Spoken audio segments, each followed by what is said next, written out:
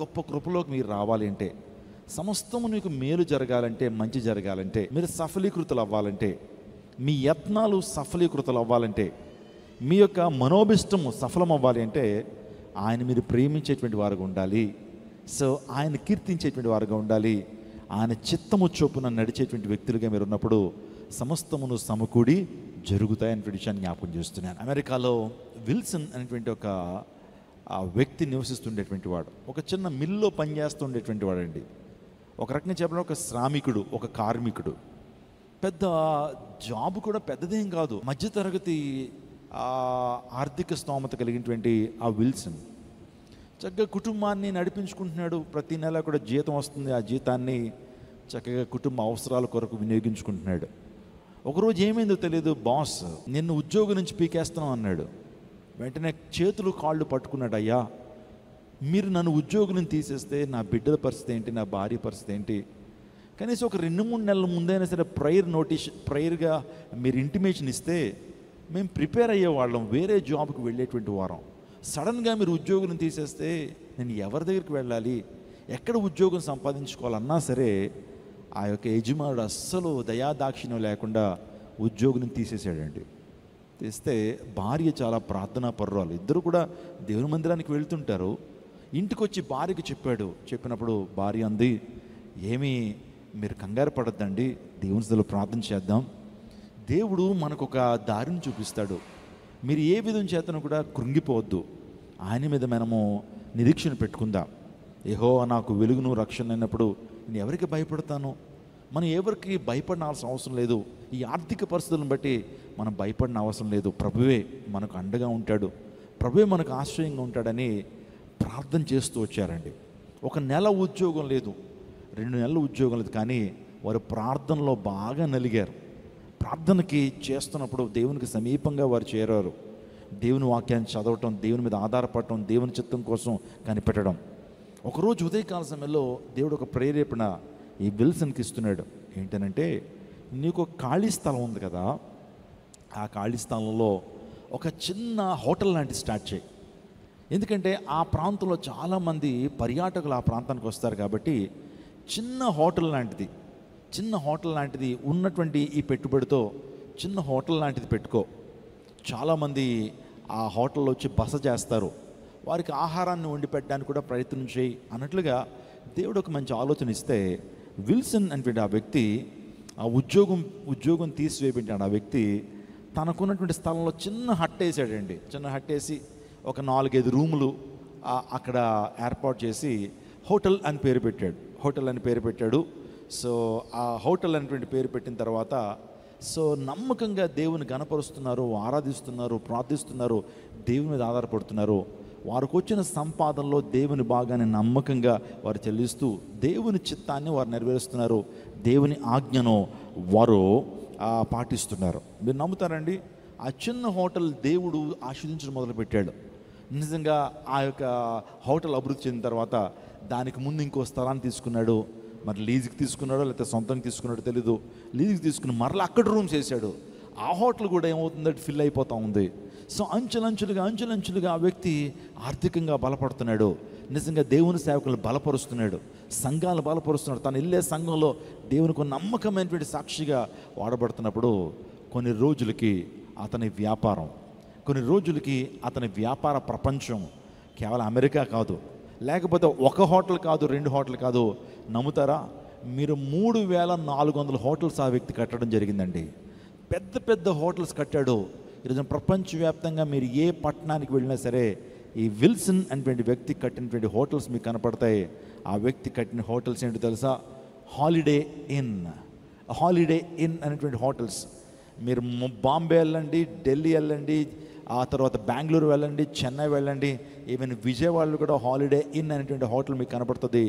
ప్రపంచవ్యాప్తంగా సుమారుగా నేను ఒక 20 years బ్యాక్ చెప్తున్నటువంటి స్టాటిస్టిక్స్ మీకు చెప్తున్నాను. ఇంకా బ్రాంచులు చాలా పెరిగిపోయాయంటే 3400 బ్రాంచులు కాదు, ఇప్పుడు ఇంకా 5000కు పైగా బ్రాంచులు ఆ వ్యక్తి స్థాపించడం జరిగింది. ప్రపంచవ్యాప్తంగా one of the multi millionaires. మీరు చూస్తున్నారు ఈ యొక్క హాలిడే ఇన్ అనేటువంటి ఈ హోటల్ నిజంగా అద్భుతమైన రీతిలో ఆస్వాదించబడింది. ఇక్కడ ఒకటే నేను చెప్పడానికి ఇష్టపడుతున్నాను, ఆ వ్యక్తి దేవుని ప్రేమించడం మొదలుపెట్టాడు. దేవుని ప్రేమించేటువంటి వారు దేవుని ఆజ్ఞల ప్రకారం జీవిస్తారు. దేవుని ప్రేమించేటువంటి వారు దేవునికి మొదటి స్థానాన్ని ఇస్తారు. దేవుని ప్రేమించేటువంటి వారు ఆయన ఏం చెప్తున్నారో ఆ మాటలకు విధేయత చూపిస్తారో తద్వారా ఆయన దయా సంకల్పం చొప్పున వారు పిలువబడ్డారు. కాబట్టి సమస్తముని సమకూడి జరిగినాయి. ఈరోజున అనేక మందికి ఒక ఆదరణగా, అనేక మందికి ఎంప్లాయ్మెంట్ ఇచ్చేటువంటి వ్యక్తిగా ఆ విల్సన్ని దేవుడు మార్చాడనంటే దేవుని ప్రేమించేటువంటి విధానము, దేవుని యొక్క చిత్త ప్రకారం జీవించేటువంటి విధానము, ఆయన యొక్క సంకల్పం ఏంటో తెలుసుకుని ఆయన చిత్తానుసారంగా నడిచేటువంటి ఆ విధానమే ఆ వ్యక్తిని అంత గొప్ప స్థితికి తీసుకురాగలిగింది. నా ప్రియదేవుచున్నాక మా దేవుడు కూడా మీ స్థితిని ఆయన మెరుగు చేస్తాడు. మీ కష్టార్జితాన్ని ఆయన దీవిస్తాడు. చాలామంది అనుకుంటారు, మేము కష్టపడుతున్నాం కానీ చేతుల్లో ఆ డబ్బు ఉండట్లేదండి, మేము కష్టపడుతున్నాం కానీ ఎందుకు ఆ డబ్బులు మిగలట్లేదు, హాస్పిటల్కి వెళ్ళిపోతున్నాయి, అప్పులోళ్ళకి వడ్డీలు కట్టేస్తున్నాము, ఇంకా చెప్పాలంటే మా యొక్క ధనము మోసపరుల చేతులకు వెళ్ళిపోతుంది, ఎందుకో దేవుని ఉండట్లేదు, మేము ఎందుకో సఫలం చెందట్లేదు, మేమెందుకు ఆచరించబట్టలేదు అన్నంటే కనుక దేవుని ప్రేమించడం మొదలుపెట్టు, దేవుని ఆరాధించడం మొదలుపెట్టు, దేవుని చిత్తాన్ని నెరవేర్చడం మొదలుపెట్టు. దేవుడు అన్ని కార్యాలు నీ జీవితంలో సఫలం చేస్తాడు. నిజంగా ఈరోజు దేవుని కోసం మనం పరుగులు తీస్తున్నాం. కొన్ని సందర్భాల్లో డబ్బు డబ్బు డబ్బు అని మనం పరుగులు తీస్తుంటామండి. నిజంగా డబ్బు కోసం పరిగెత్తడం కాదు, దేవుని వెంట నువ్వు పరిగెడితే డబ్బు నీ వెనకాల పరిగెడుతుంది. స్తోత్రం చెప్పడం హల్లెలూయా. నువ్వు దేవుని కొరకు నువ్వు పరుగులు తీస్తే, వాక్యం కొరకు పరుగులు తీస్తే, దేవుని సన్నిధి కొరకు నువ్వు పరుగులు తీస్తే, నువ్వేదైతే ఆశిస్తున్నావో అన్నీ నీ వెనకాల వస్తాయి. Mattayi 6:33 that is a golden verse in the Bible. బైబిల్లో బంగారు వచనం ఏదన్నా ఉంది అని అంటే అదే అని ఖచ్చితంగా చెప్పచ్చు. కాబట్టి మీరు ఆయన రాజ్యమును నీతిని మొదట వెదుకుడి, అప్పుడు మీకు అవన్నీ అనుగ్రహించబడును. First seek his kingdom and his righteousness. మొదట నా రాజ్యము నీతిని వెతుకుడి, అప్పుడు మీకు అవన్నీ అనుగ్రహింపబడును. సో ఆ మాట ఈ మాట మనం చదువుకున్న రోమపత్రిక 8:28 కూడా దేవుని ప్రేమించేటువంటి వారికి ఆయన సంకల్పం చొప్పున పిలువబడిన వారికి మేలు కలుగుటకై సమస్తమును సమకూడి జరుగుచున్నవని ఎరుగుదుము. ప్రైజ్ గాడ్ హల్లెలూయా. మొదట నా రాజ్యాన్ని ఆ నీతిని వెతికేటువంటి వారికి ఉండాలి. ఈరోజు నా అంశం ఏంటి తెలుసా? దేని కొరకు మనం పరుగులు తీస్తున్నాం? దేని కొరకు మనం పరుగులు తీస్తున్నాం? దేని కొరకు నువ్వు ఆశపడుతున్నావు? ఈ లోకంలో నువ్వు బ్రతుకుతున్నప్పుడు దేనికోసం పరుగులు తీస్తున్నావు? చూడండి, పరిశుద్ధ గ్రంథంలో కొంతమంది కొన్ని వాటి కొరకు పరుగులు తీశారు. నీ పరుగు దేని కొరకు ఈ రోజున? For what you run. దేనికోసం నువ్వు పరుగులు తీస్తున్నావు? నీ యొక్క ఇంటెన్షన్స్ ఏంటి? నీ యొక్క ఆలోచన విధానం ఏంటి? నీ మనోభిష్టం ఏంటి? దేవుని గణపరచాలనేటువంటి ఆ పరుగు నీకుందా? కొన్ని సందర్భాల్లో చాలామంది పాపం కొరకు పరుగులు తీస్తుంటారు. మా తండ్రి గారు ఒక సందర్భంలో ఆయన విజయవాడ రైల్వే స్టేషన్కి చాలా వేగంగా పరిగెత్తుకుంటూ వస్తున్నాడు. ఎందుకంటే ఆ రోజు విజయవాడలో ట్రైన్ తీసుకుని రాజమండ్రి వెళ్ళాలి. అది శనివారం రోజు రాత్రి, ఉదయాన్నే మరలా ఆరాధనకి చేరుకోవాలని వాస్తవానికి ఈ పరిసర ప్రాంతాల్లో ఆయన స్వార్థ పరిచయం చేసి విజయవాడ స్టేషన్కి వెళ్ళాలని. ఆ టైంలో కార్లు లేవు, వాస్తవానికి ఆటో లేకపోతే రిక్షా పట్టుకుని రైల్వే స్టేషన్కి వెళ్ళాలి. అప్పటికే ట్రైన్ టైం అయిపోతూ ఉంది. ఆ ట్రైన్ ప్లాట్ఫామ్ మీదకి వచ్చేసింది. So the train is about to start అయిపోవడానికి రెడీగా ఉంది.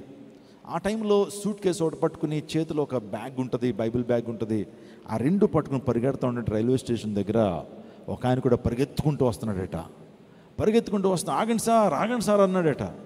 పాపం ఈయనకి ఏదో ప్రాబ్లం ఉందేమో, అవసరత ఏదో ఉందేమో, కష్టాల్లో ఉన్నాడేమో అని చెప్పి పోన్లే ఇంత కష్టమైనప్పటికీ కూడా ఏదైనా సహాయం చేద్దామనే ఉద్దేశంతో దైవిక మనసుతో ఆయన కూడా ఆగి, ఏం కావాలి బాబు, ఎందుకు నువ్వు అలా పరిగెడుతున్నావు అంటే ఆయన అన్నాడట, ఇక్కడ బ్రాందీ షాప్ ఎక్కడుందని అడిగాడట. ఇక్కడ బ్రాందీ షాప్ ఎక్కడుందని అడిగాడట. నిజంగా వాస్తవానికి ఏమో ట్రైన్ మూవ్ అయిపోతూ ఉంది, ఈయన పరుగులు తీస్తున్నారు. దేనికోసం? రేపు పొద్దున్న ఆరాధనకు వెళ్ళాలి, సంఘానికి వాక్యం చెప్పాలి, ఆరాధన నడిపించాలి. ఆ రాత్రి పరుగులు తీస్తుంటే మరొక వ్యక్తి యొక్క పరుగు దేని కొరకు? ఏమండి, మద్యపానం సేవించడానికి, పాపం చేయడానికి ఆ పరుగు. ఈరోజు నా ప్రియదేవుచున్నాగమా, నువ్వు దేనికోసం పరిగెత్తాలి? ఈ రోజున దేనికోసం నువ్వు ఆశపడాలి? దేనికోసం ఆశపడితే దేవుడు నిన్ను దీవిస్తాడో? నేను బైబిల్ గ్రంథంలో కొంతమంది పరుగులు తీశారండి. సో వారి పరుగు దేని కొరకు ఈ యొక్క ఉదయకాల సమయంలో నేను 3 లేకపోతే 4 జీవిత చరిత్రలు మీ ముందు పెడతాను. వారి నుంచి కొన్ని పాఠాలు మనం నేర్చుకోవాలి. We should learn some lessons from them. వారి నుంచి కొన్ని పాఠాలు ఈ ఉదయకాల సమయంలో నేర్చుకుని వెళ్ళాలి మనం. తద్వారా మీ జీవితంలో సమస్తము సమకూడి జరుగుతాయి. స్తోత్రం చెప్పండి, హల్లెలూయా. ఈరోజు నీ పరుగు మంచిదైతే, నీ పరుగు దేవునికి ఇష్టమైనటువంటి పరుగు అయితే దేవుడు సమస్తమును సమకూడి జరిగిస్తాడు. ఎంతమంది యత్నాలు సఫలం అవ్వాలని కోరుకుంటున్నారు? మీ ప్రయత్నాలు సఫలం అవ్వాలని కోరుకుంటున్నారు కదా. మీ యొక్క ఆలోచనలు సిద్ధింపబడాలని ఎంతమంది కోరుకుంటున్నారు? Praise God. సో అందరూ ఆశీర్వదించబడాలని, సఫలీకృతులు అవ్వాలని, మీ జీవితంలో సమస్తమును సమకూడి జరగాలి. మీరు ఏదైతే ఆలోచన చేస్తున్నారో ఆలోచన అంతా కూడా సిద్ధింపబడాలని కోరుకుంటున్నట్లయితే నీ పరుగు వేటి కొరకు ఉండాలి? నీవు దేనికోసం పరుగులు తీయాలనంటే, దేవుని లేఖనాల్లో అబ్రహాము అనేటువంటి ఒక వ్యక్తి ఉన్నాడు. అబ్రహాము దేనికోసం పరిగెత్తాడు? అబ్రహాం యొక్క ఆశ ఏంటి? అబ్రహాం యొక్క ఆలోచన ఏంటి అని ఆలోచన చేస్తే దేవుని లేఖనాల్లో ఒక మాట మనం చదువుకుందాం. హెబ్రీయులకు రాసిన పత్రిక 11వ అధ్యాయం 10 నుంచి 11 వచనాలు చదువుదాం. ఏలయనగా దేవుడు దేనికి శిల్పియు నిర్మాణకుడై ఉన్నాడో పునాదులు గల ఆ పట్టణము కొరకు అబ్రహాము ఎదురు చూచుచుండెను. విశ్వాసమును బట్టి సారాయు వాగ్దానము చేసిన వాడు నమ్మదగిన వాడని ఎంచుకొనెను గనుక తన వయసు గతించినదైనను గర్భము ధరించుటకు శక్తి పొందెను. అబ్రహాం యొక్క ఆశ, అబ్రహాం యొక్క పరుగు ఏంటో తెలుసా? అబ్రహాం యొక్క పరుగు దేనికి దేవుడు శిల్పియు నిర్మాణకుడై ఉన్నాడో, దేనికి దేవుడు శిల్పియు నిర్మాణకుడు ఉన్నాడో నిజంగా ఆ పట్టణానికి చేరుకోవాలనేటువంటి ఆశ, ఆ పరుగు. అంటే దేనికి దేవుడు శిల్పియు నిర్మాణకుడు? ఆలోచించేయండి. పరలోక రాజ్యానికి దేవుడు శిల్పియు నిర్మాణకుడు. అంటే తన ఆశ ఏంటంటే ఆ నిత్య రాజ్యాన్ని సంపాదించుకోవాలి, ఆ పరలోక రాజ్యాన్ని చేరుకోవాలి. మరణం తర్వాత ఒక జీవితం ఉంది. ఏమండి, ఈ జీవితం ఎక్కడితో అంతం అయిపోవట్లేదు. మరణం అనేది మన అడ్రస్ను మార్చేటువంటిది. ఆలోచన చేయండి. మరణం సంభవించిందంటే ఇప్పటి వరకు భూమి మీద మన అడ్రస్ ఉండేది, ఇక నుంచి మన అడ్రస్ మారుతుంది, నిత్యత్వంలోకి వెళ్తాం. ఈరోజు నా నిత్యత్వంలో 2 స్థలాలు ఉన్నాయి. ఒకటి నిత్య రాజ్యము, దాన్నే పరలోక రాజ్యము అన్నారు, దేవుని యొక్క ఇల్లు అన్నారు. అదే నిత్య నరకాగ్నిగుండము, పాతాళము. ఈ 2 స్థలాలకి ఒక మనిషి ఖచ్చితంగా వెళ్ళాలి. ఈ 2 స్థలాలకి ఒక వ్యక్తి యొక్క ఆత్మ ఖచ్చితంగా వెళ్ళాలి. ఇప్పుడు మన ఆశ ఏమి ఉండాలంటే, ఈ లోకంలో బ్రతినంత కాలము దేవుని కోసం మనం బ్రతకాలి, దేవుని చిత్తాన్ని జరిగిస్తూ దేవునికి ఇష్టలుగా మనం బ్రతకాలి. దేవుడు మన దినాలు గనక లెక్కించేస్తే, దేవుడు మన జీవితాన్ని ముగించాలని ఆశపడి మన జీవితాన్ని తీసుకుంటే కనుక, మన ఆత్మను తీసుకుంటే మనం దేవుని రాజ్యంలో ఉండాలి. దేనికి దేవుడు శిల్పి నిర్మాణకుడు ఉన్నాడో ఆ పట్టణం కొరకు మనం కనిపెట్టాలి. నిజంగా మన ఆశ, మన కోరిక, మన పరుగు దేనికోసం ఉండాలంటే నిత్య జీవాన్ని పొందుకోవాలి. స్తోత్రం చెప్పడం, హల్లెలూయా. అసలు యేసు ప్రభువు ఎందుకు ఈ లోకానికి వచ్చారు అంటే, మనందరికీ నిత్య జీవాన్ని ఇవ్వడానికి ఈ లోకానికి వచ్చాడు.